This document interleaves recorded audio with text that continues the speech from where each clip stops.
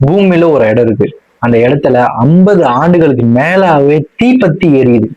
அந்த தீயை யாராலுமே அணைக்க முடியல. ஏன்? ஹலோ ஃப்ரெண்ட்ஸ், நான் உங்கள் மாறன். மத்திய ஆசிய நாடான துருக் மினிஸ்டரின் உள்ள தர்வாசா கேஸ் கிரேட்டர் என்ற இடம் உலகம் முழுவதும் டோர் டு ஹெல் என்று சொல்றாங்க.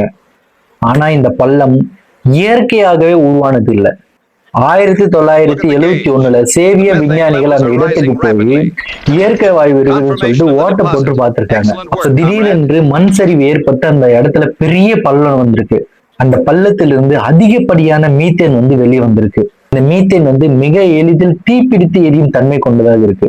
அந்த இடத்துல எப்படி தீ வந்துச்சுன்னு பார்க்கலாமா? அந்த வாயு வெளியேறினா பக்கத்துல இருக்கிற மக்களுக்கு எல்லாருமே அதிகப்படியான பாதிப்பு ஏற்படலாம் அப்படின்னு நினைச்ச சயின்டிஸ்ட்லாம் என்ன பண்றாங்கன்னா, அந்த மீத்தேனை கொளுத்தி விட்டுறலாம். கொளுத்தி விட்டதுக்கு அப்புறம் அது கொஞ்ச நாள் தான் இருக்கும். அதுக்கப்புறம் அந்த மீத்தேன் காலியாக தீ அணைஞ்சிரும் சொல்லிட்டு விஞ்ஞானிகள்ல என்ன பண்றாங்கன்னா, அந்த மீத்தேன்ல தீ வச்சு எரிஞ்சிருக்காங்க. சில நாள் தான் எரியும் நினைச்சு வச்ச தீ சில வாரங்களாக மாறிச்சு, அப்புறம் சில மாதங்களாக மாறிச்சு, அப்புறம் சில ஆண்டுகளாக மாறி இப்ப இருக்கும் 50 ஆண்டுகளுக்கும் மேலாவே எரிஞ்சு கொண்டிருக்கு. அந்த இடம் இரவுல எப்படி இருக்குன்னு பாத்தீங்கன்னா, இரவு நேரத்துல முழு பள்ளமும் ஆரஞ்சு நிற தீயால் ஒளிருது.